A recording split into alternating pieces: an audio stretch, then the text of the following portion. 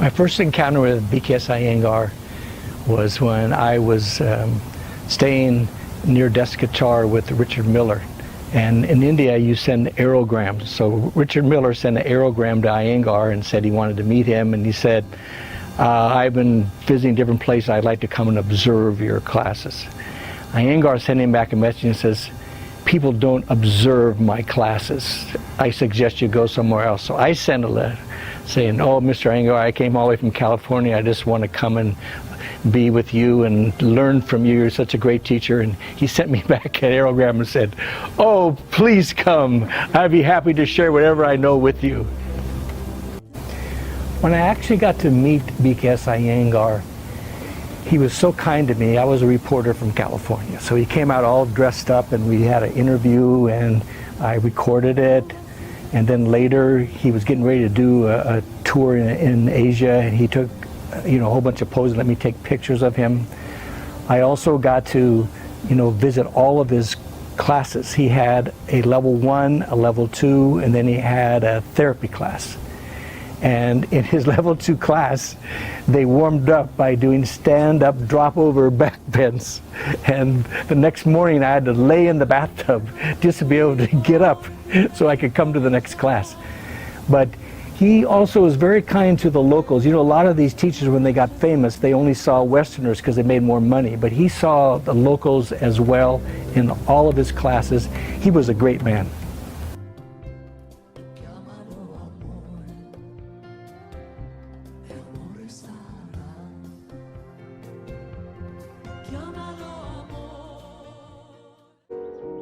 There was a feeling that those who embrace yoga, particularly in the early days, they may be mentally disturbed or they must have quarreled with their parents or so on and so forth.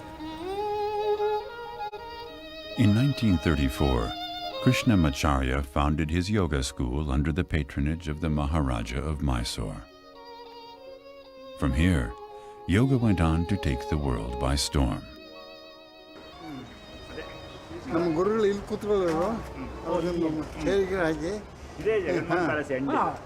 there was a big tree.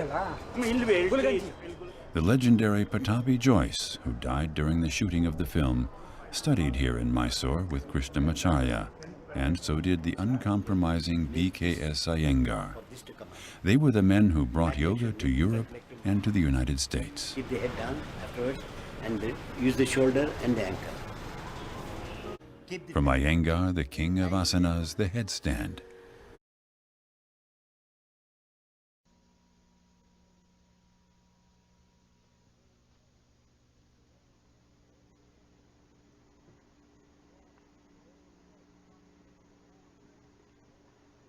You all read the title of the film, The Ultimate Freedom. Ultimate freedom means complete freedom in body, in mind, and in the self itself. In order to experience this total freedom, Indian sages and saints introduce the subject called yoga. Yoga is a union of the body with the mind, mind with the soul, so that this trinity of the man are brought together so that he lives in that state of peace and poise. Yoga is a means for freedom, and yoga is the end in freedom itself.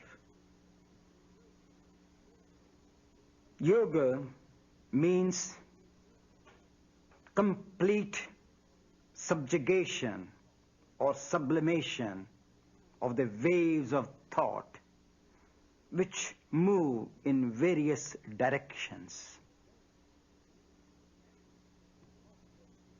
When the thought waves are completely stilled, the mind remains like the sea without any waves, completely silent and serene. So also man, when he realizes and struggles to still that wandering mind with various thoughts, he experiences the self which has no color, which has no form, which has no shape. In order to experience that self, yoga has various steps called the physical discipline, the moral discipline, the intellectual discipline, and the spiritual discipline. As long as ethical discipline is not maintained, the freedom is not at all experienced. The end of discipline is the beginning of freedom. Our human system, physically, physiologically, psychologically, and spiritually, moves like the rays of the sun in various directions, sometimes with clarity, sometimes with clouded movement. In order to win, to conquer this inner oscillation of the self with the mind, you have to come to the concrete, the body, which is the temple or which is the vehicle of the spirit. We have been given only this capital, the body, in order to realize the trueness of the self. As long as the body, which is the temple of the self, is not kept clean, healthy, pure, and holy, the mind is not at all released from the bondage. So, the physical discipline are given, like the asanas, pranayamas, and meditations. The ethical discipline being that this body, which has not come on our own volition, but it has been given to us. And if this body is abused or neglected, we are neglecting the self, so we have neglected the freedom. So in order to have the disciplined inner freedom, the body, which is the capital, has to be conquered so that the mind is completely freed from the attachment of the body and get itself attached to the self. Today, I am going to show the asanas and pranayama so that each and every part of our body, each and every limb of our body, unless and until they are completely released from the tension, the subtle body, which is the mind, cannot be known, cannot be seen, cannot be understood. So these asanas are meant to conquer the known so that the known dissolves in the unknown. So today I am doing some of the postures which I am sure will interest and ignite the people who see this film so that they also benefit as I benefited. I was attacked by tuberculosis and I started yoga to gain that health. Today, by the grace of this practice of yoga, I have not only conquered the tuberculosis, but I have conquered the mind and also the self. So when an unhealthy man could reach that highest state of freedom, because when the body and the mind both are released from the tension, there is ultimate freedom, because I live eternally in the present. And that present alone is freedom, and I'm sure that many of you who are going to view this, if they take to practice, they realize what real freedom is. Now I'm starting with a few simple postures from the basic postures and how a man can develop. This is called the Trikonasana, or the triangular pose.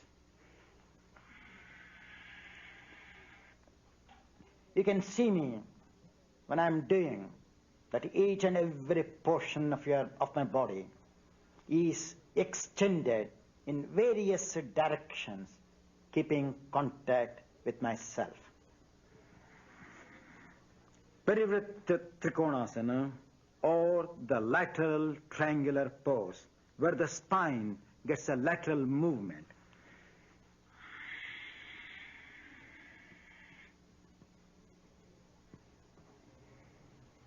You can see the movement of my back.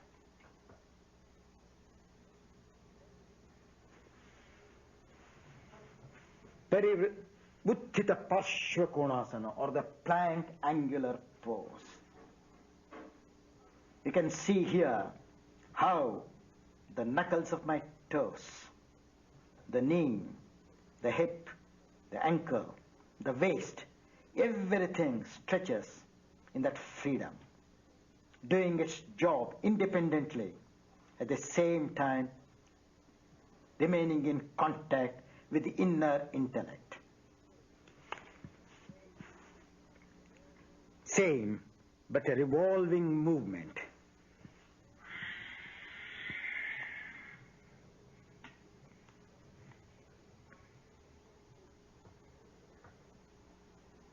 You can see the stretch of the hind leg.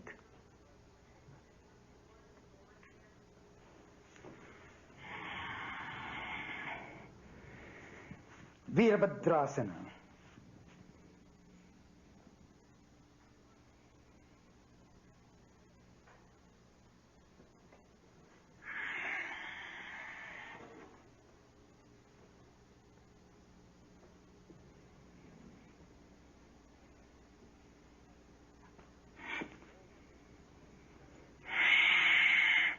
All the variations of the standing postures. As the left hand is moving forward, you can see the other hand moving backwards. Ardhachandrasana, or the half moon pose.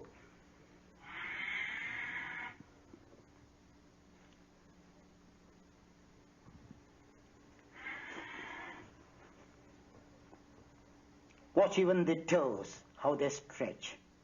Even that little toe.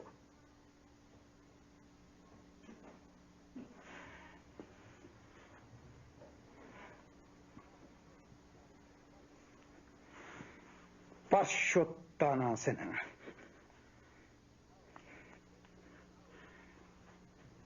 How we have to fold our palms as we fold in the front.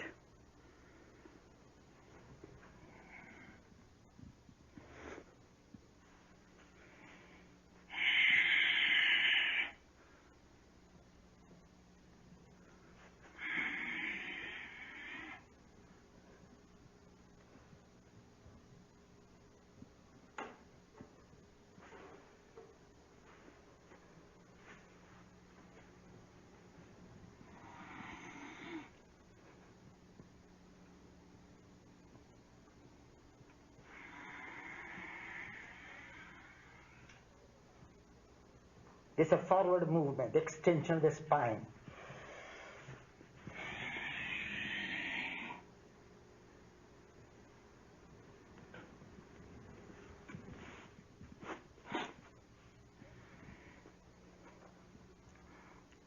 Then comes the Uttanasana, what we call the forward bench.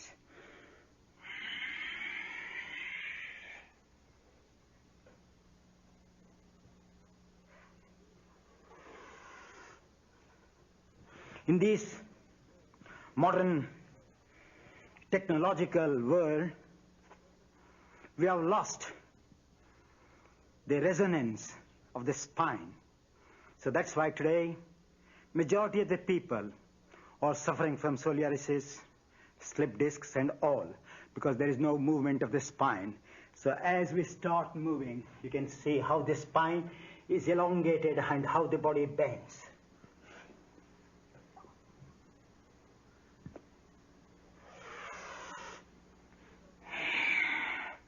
These are the basic standing poses.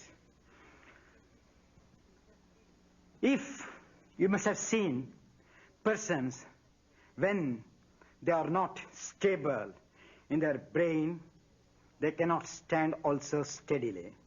So these postures help for the people who are underdeveloped in their brain, helps the legs to strengthen so that they can stand firmly, because if we know the art of balancing the feet correctly, the brain floats in that fluid accurately.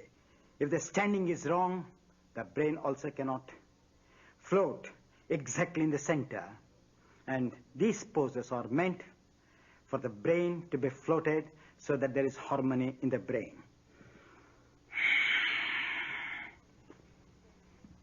Now, I'm showing you the Surya Namaskar, which are nothing but a part of yoga.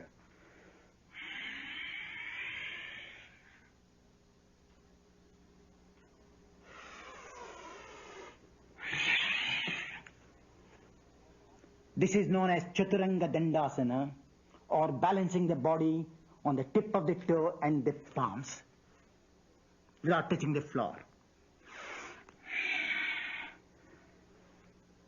This is known as the Urdhvamukha Svanasana, or the dog when it stretches the front legs, how the spine is stretched.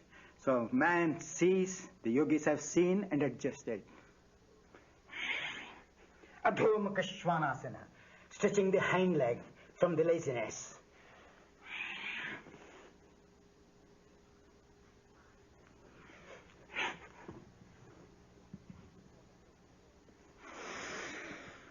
This is what others term as Surya Namaskar, but each has a name, so they are part of yoga. Now, Janu Shirishasana. I'm showing all the postures have to be done dynamically in those movements. But as the film is short, I have to show only the variations, but those who know can do the way in which I showed. Janu means the knee. Shirsha means the head. So the head of the knee has to be stretched backwards and the trunk forward. Here you can feel the stretching of the back of the trunk. The skin, extension of the skin will give you an idea what movement it gives.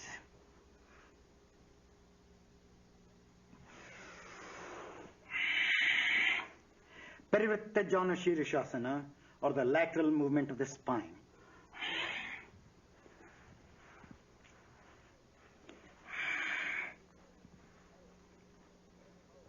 You can see now how the extension of the liver takes place, whereas in the first one, it was the contraction of the liver.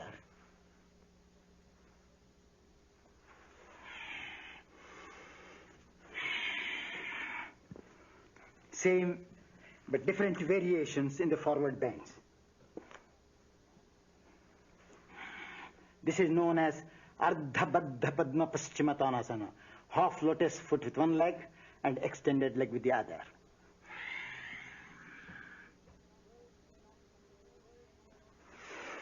Words may not convey the work what I am presenting, but I am sure my work will present you and give you a better idea than my words.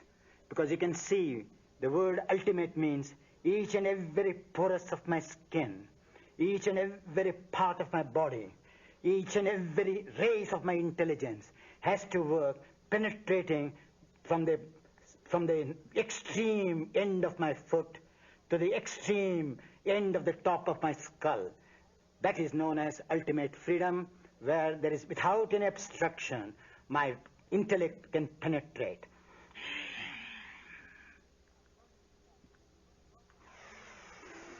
Kronchasana.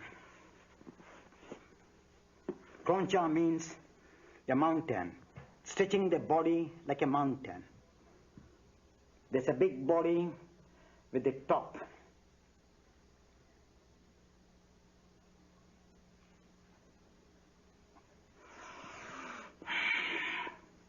Marichasana, the lateral movement or the stiffness of the arms, stiffness of the elbows can be worked.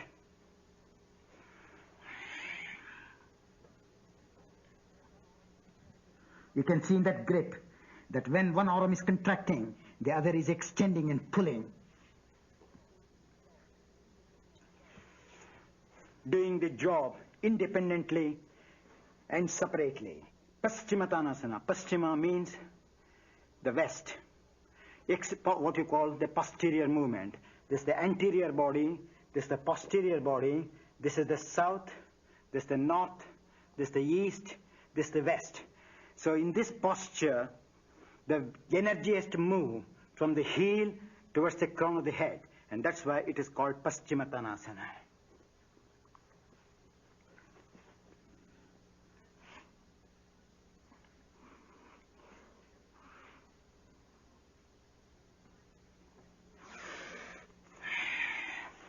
You can see the action even on the skin of the bottom of the feet. That many people who may be trying, they keep their feet dead, but see the life energy, how it has to flow in the stretch.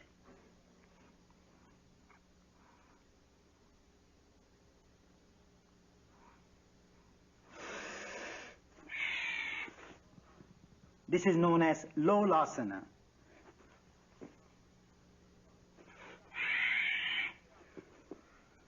Virasana.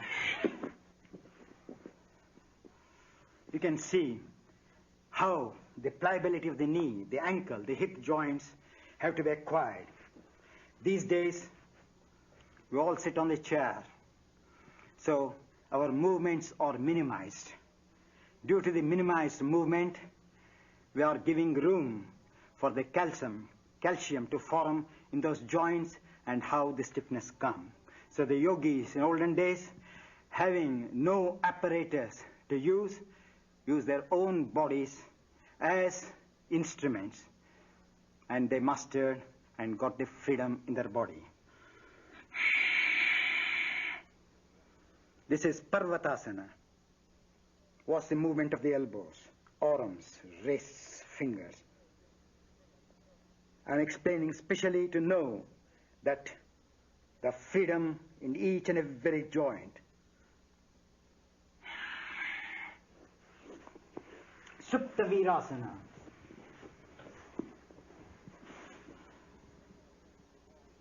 This is a very good pose for people who suffer from gastritis, flatulence, indigestion. Even if after food, if one feels heavy, if they lie down in this position for about 5 minutes, they definitely feel the lightness in the abdominal organs. You can see the extension of the abdominal organs, where the diaphragm compresses and massages the abdominal organs.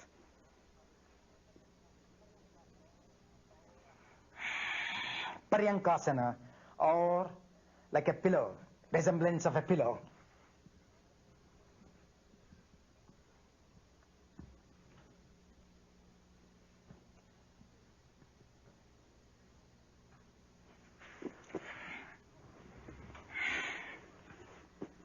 Now Padmasana.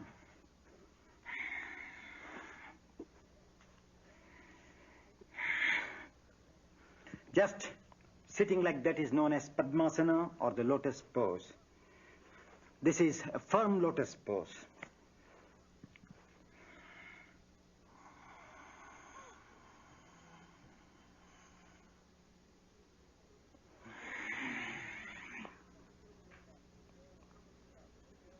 This is Yoga Mudrasana. Here, when the head is bent, the heel compresses the abdominal organs.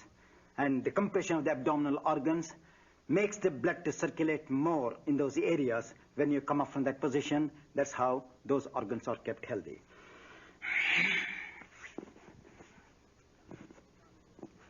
Garbha Pindasana, or the fetus in the womb. In the reverse position.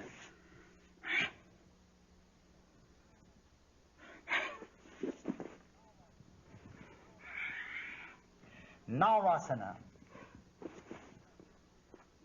Nava means boat, shape of the boat. To strengthen the abdominal organs. Same, that's a full boat pose, this is the half.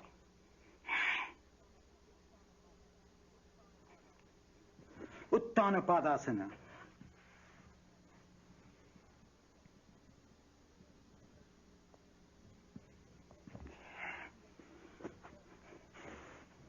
You have seen the bridge.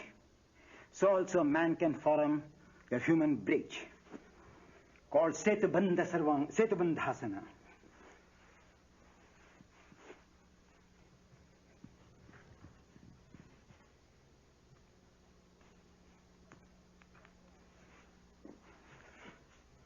Chakrasana, or the wheel.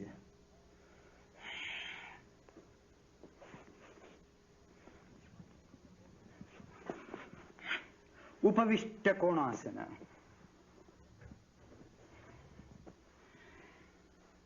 Extension of the leg to the sides. This is very good exercise for ladies also.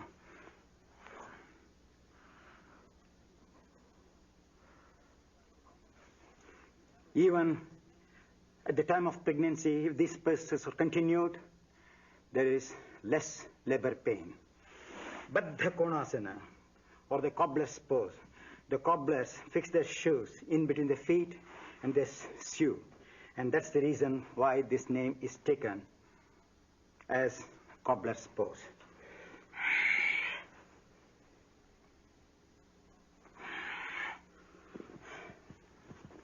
Now I'm showing you Shirshasana, or the head balance.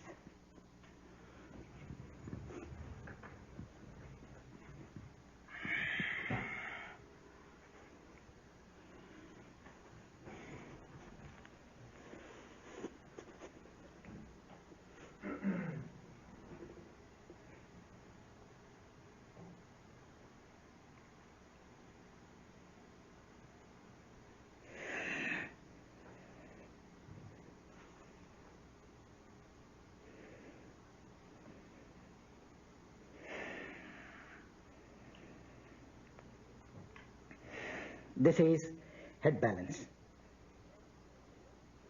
Brain needs 1/6 of our oxidized blood. When you stand on your head, due to the gravity, liquid finds its own level. So without any injury, because the arteries have the power, have the walls to contract and pump the blood. So it does not disturb at all, and it oxidizes the whole brain cells. And that's why it is known as the king of all asanas. Now I'm showing you the variations in head balance.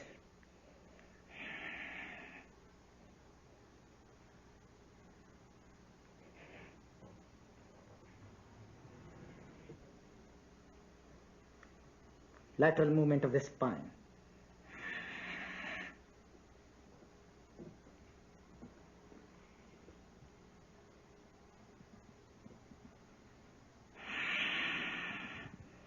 Scissors.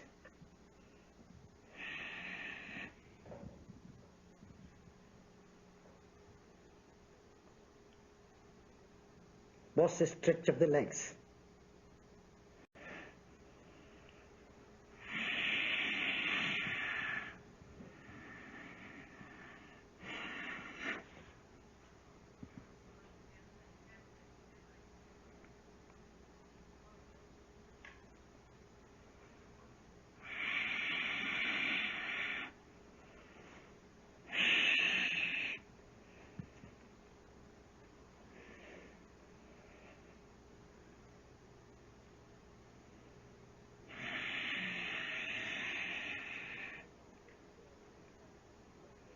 was the top leg toe also. As this toe is facing the floor, that toe is extended upwards. What I say, freedom from each and every part of our body. Unless and until the freedom is gained in the body, freedom of the mind is a far-fetched idea.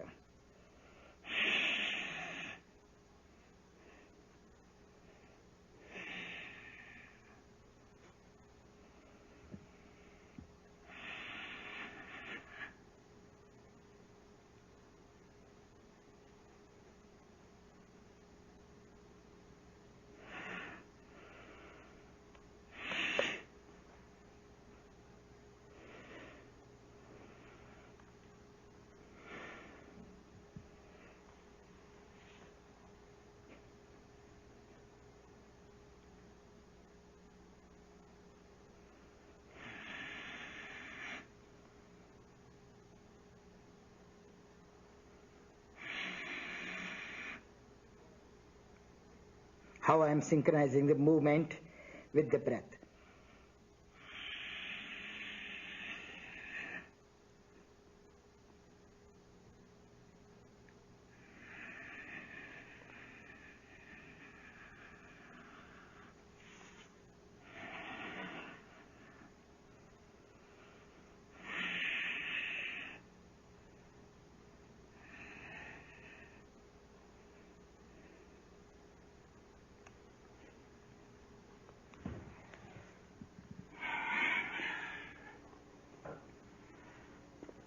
That is head balance. As we all stand on our feet, probably about 15 hours every day, even if we stand at least 15 minutes on our head, we will be free from the very troubles of the varicose veins. Bhujapidasana.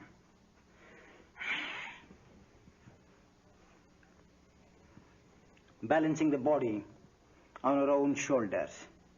It's very interesting to know that the art of yoga is not only meant to keep oneself healthy, but they have to keep the body light. And that's why yogis have given lots of postures to lighten the weight of their bodies. Kurmasana, or the turtle.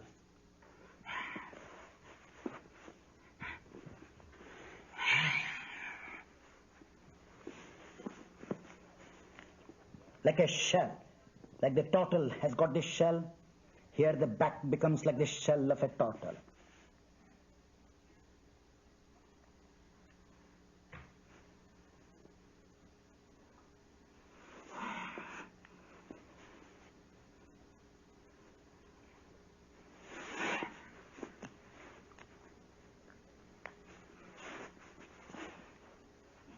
When this turtle goes, takes its limbs inside, come what may, it is never disturbed. So also the yogi, by imitating the turtle, he goes within himself.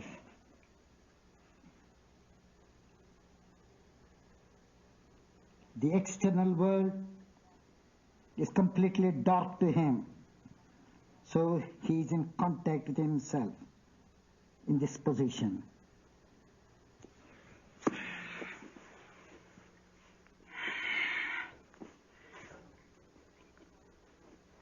Ekapada Shirishasana. You will see that the modern science has not given the range of movements of each and every joints of our body.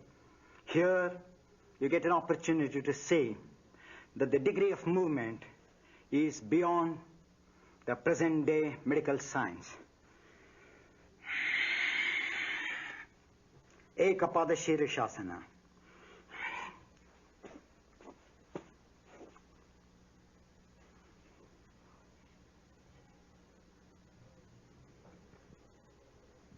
As you sit comfortably on a chair, each and every pose, when with effort perfected, it is as comfortable as one sitting on a chair.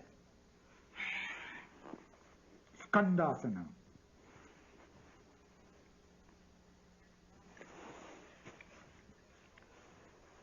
Bhairavasana, the pose of Lord Shiva.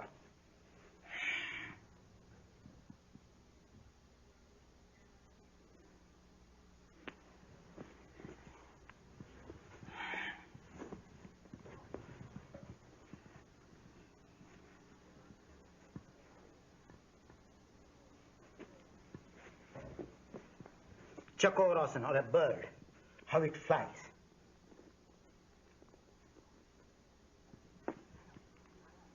Name of a sage, Durvasa.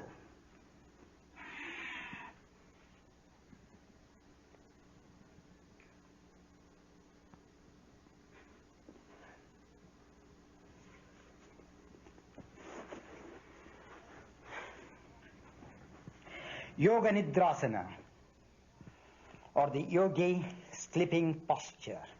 How the yogis use their body as bed, pillow, and cover.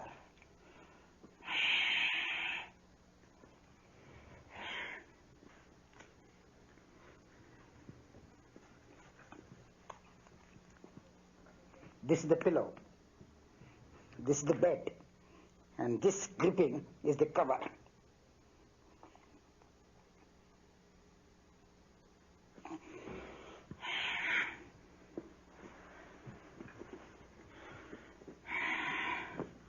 Now I show you some of the rotation or the lateral movements of the spine.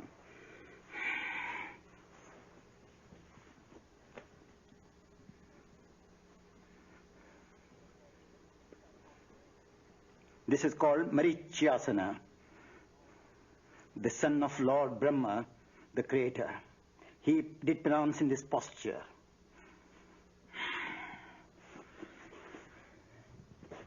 Ardhamatsendrasana, or the half fish pose. You see the lower body representing the fish, and the top body, the human being.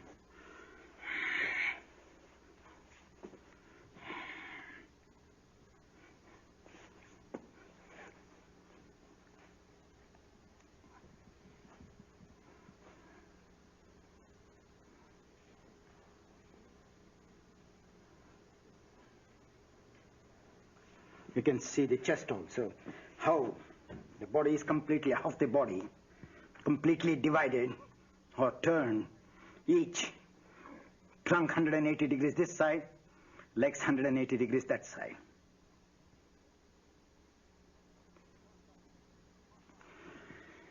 Pashasana, a little more intense than the first two.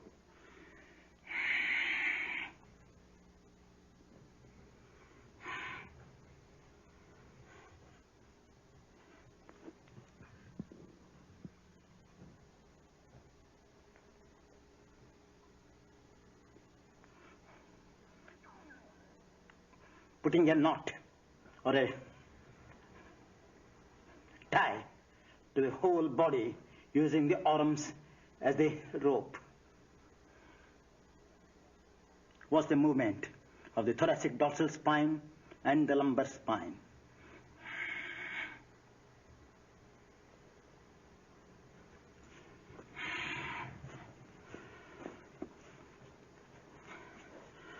The Paripurna Matsyendrasana, or the full twist.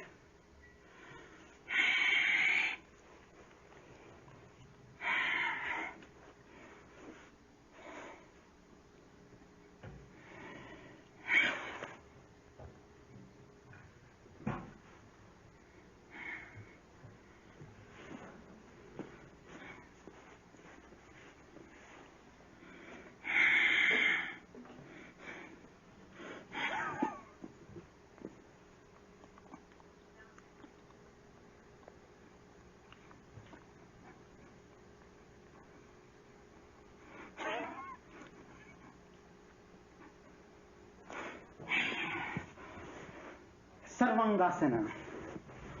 Sarva means whole, anga means limbs, where the whole body is exercised in this one.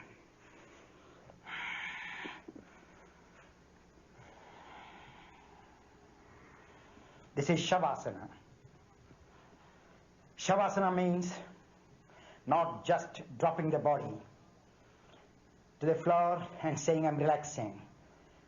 It is the body, it is the mind and the self.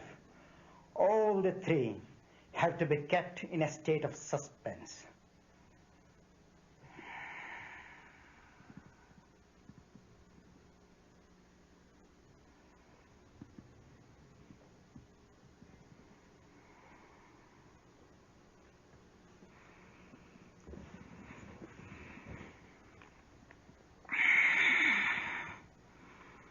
Watch the extension of the legs. Just the toes are not extended from the source of the leg. The toes are stretched so that the toes are in contact with the inner body.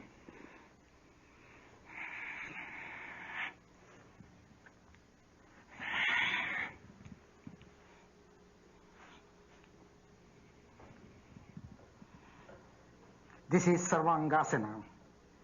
Here, the thyroid glands bathe in blood, so the secretion improves.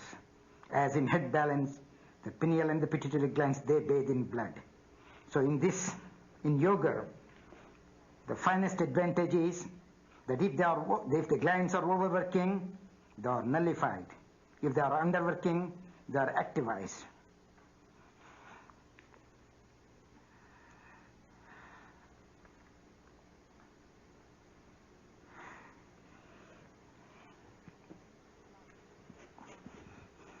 Halasana, or the plow.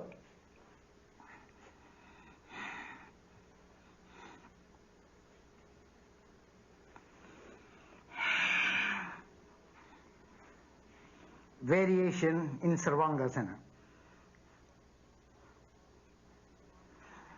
As the farmer plows the field and makes the soil soft, the yogi, by performing these postures, plows his nerves, plows his organs, so that they can germinate and produce a better life.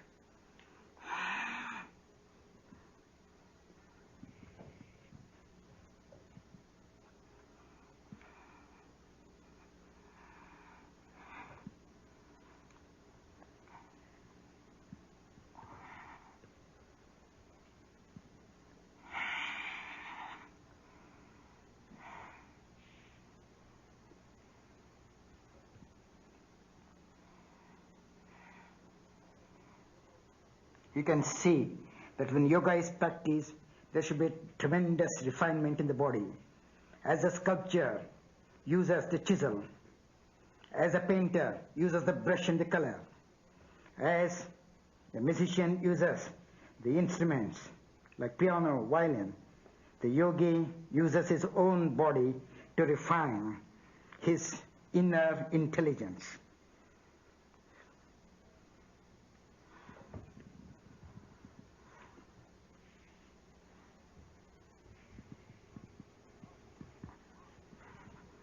Parshva Halasana, or lateral pose.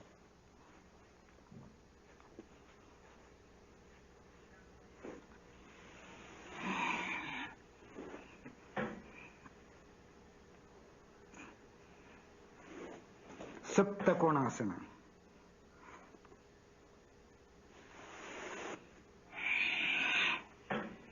Lateral Sarvangasana. You can see these various movements in one posture. Educates the whole system.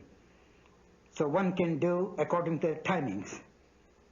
If the time is very short at the disposal, in one posture they can work all the organs.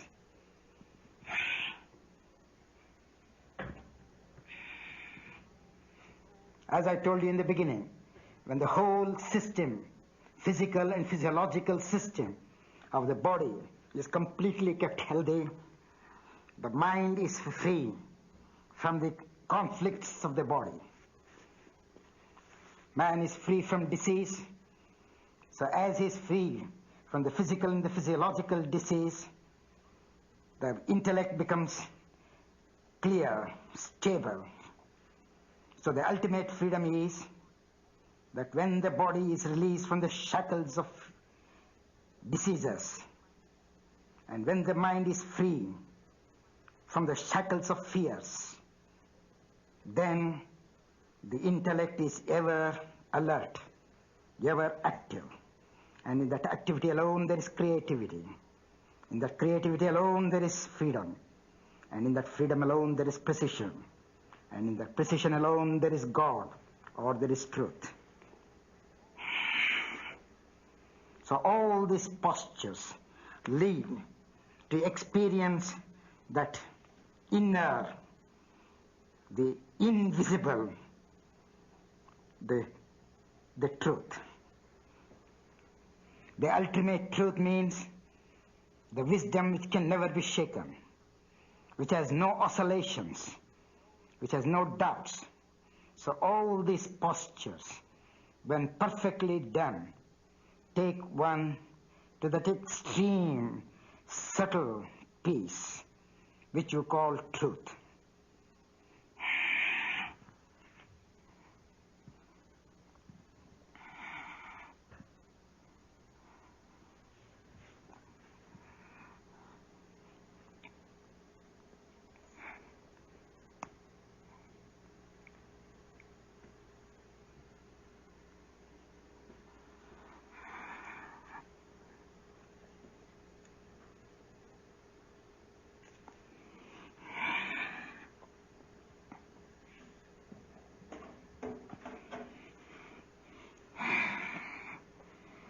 See the movement on the transverse colons. So how can we suffer from constipation? Constipation is the mother of all diseases. So when that is, get rid of the toxins, one knows what real health of the abdominal organs are.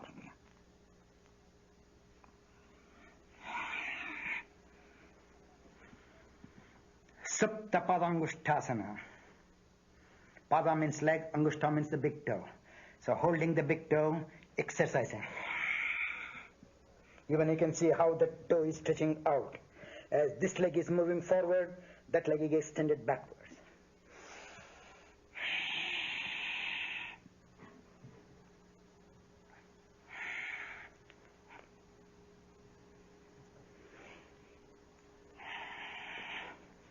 This is good for sciatica pain.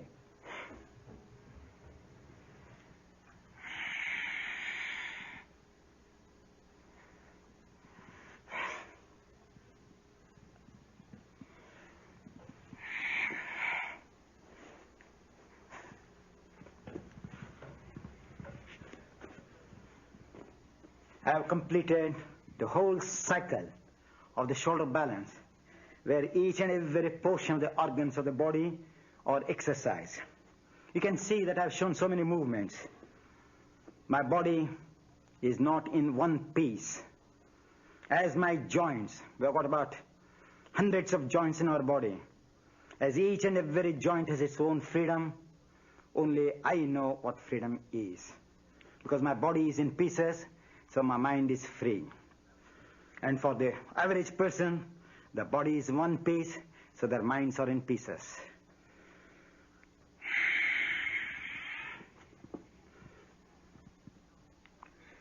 Now, I'm showing you some balancing poses.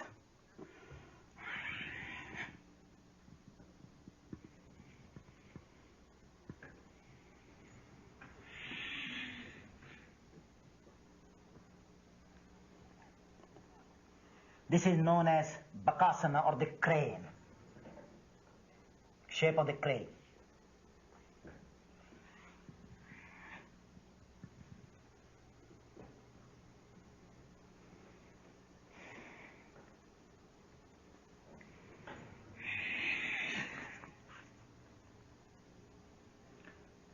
The same but lateral stretch.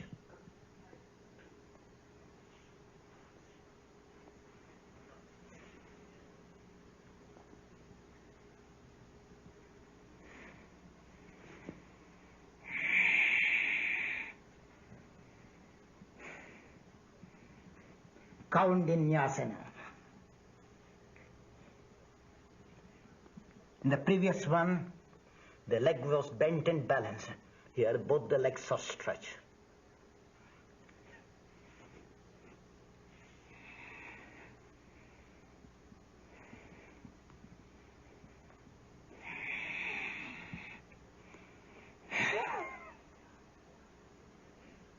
With one leg side and the other leg back, balancing body in different directions.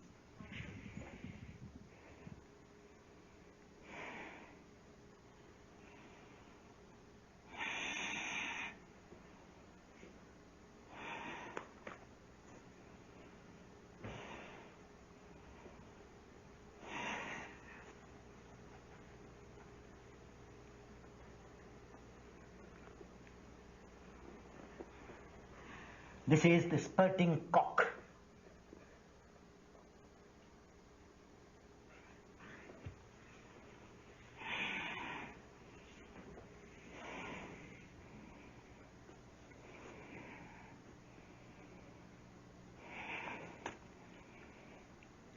Same with a lateral stretch.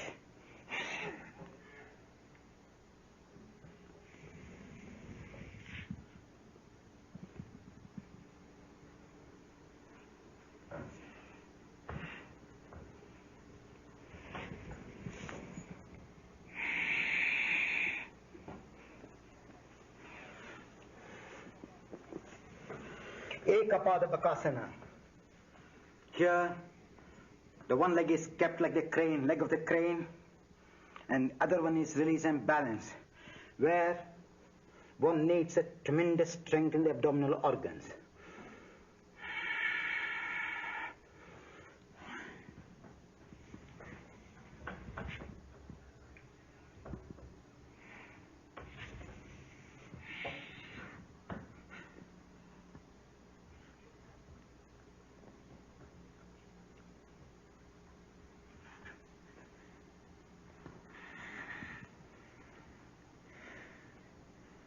Now I'm taking one leg to the front and one in the position of the crane.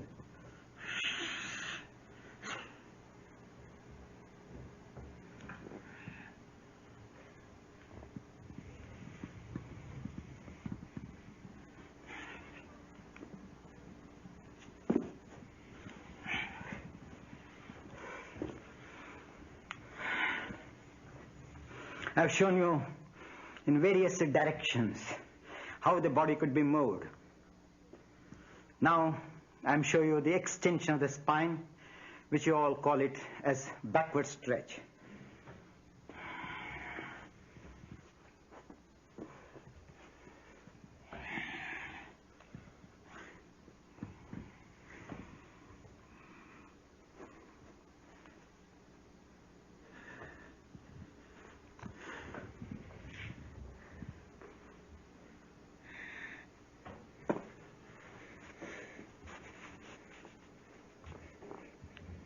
This is the prostration in yoga in a reverse way.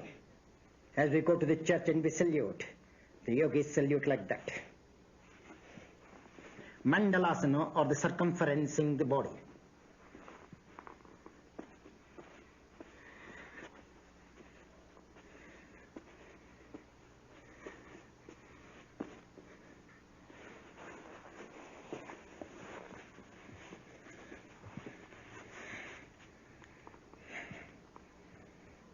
Now the reverse way. How the axis of the spine contracts and extends at the same time.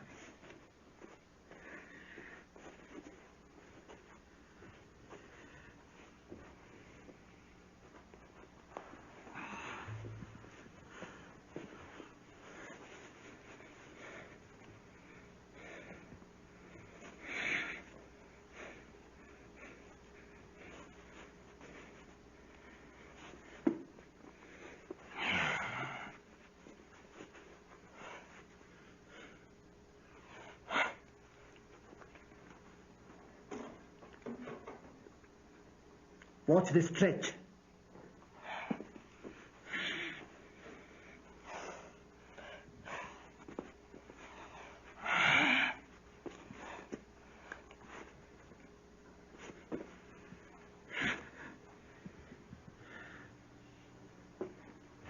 the pigeon pose.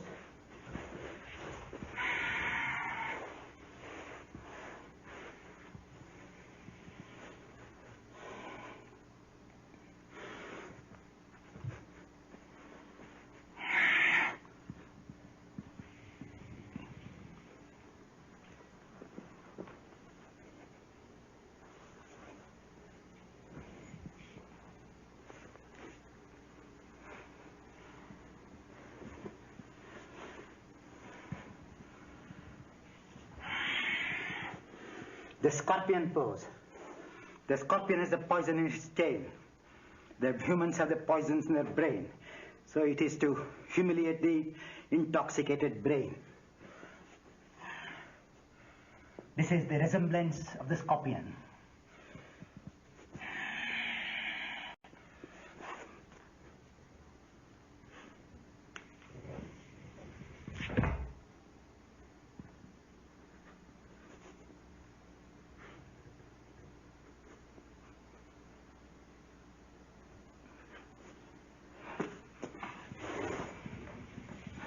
Rajakapotasana.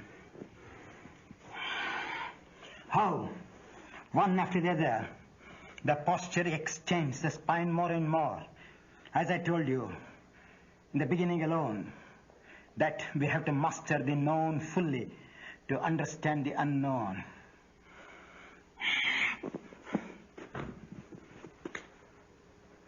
This is the cobra pose.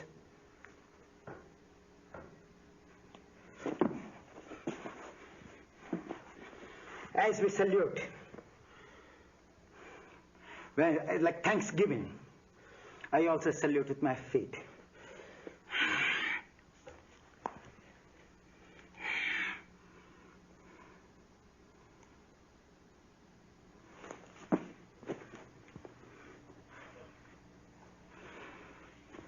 Just back.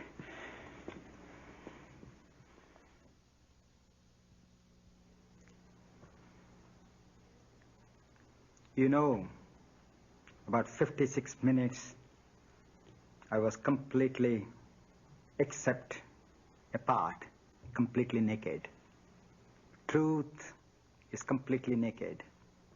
So ultimate truth should be completely, ultimately naked. That means the body, the intellect of the brain and the intellect of the heart should be completely naked, free. Do not be frightened by seeing all the postures that it is impossible for you to perform. Believe me, when I started yoga with that wretched disease, my fingers could not even touch my knee. And with constant effort and unflowing enthusiasm, I struggled very hard, and today I am completely happy because I am standing on my own altar, and my poses are my prayers, and my poses are everything what I do.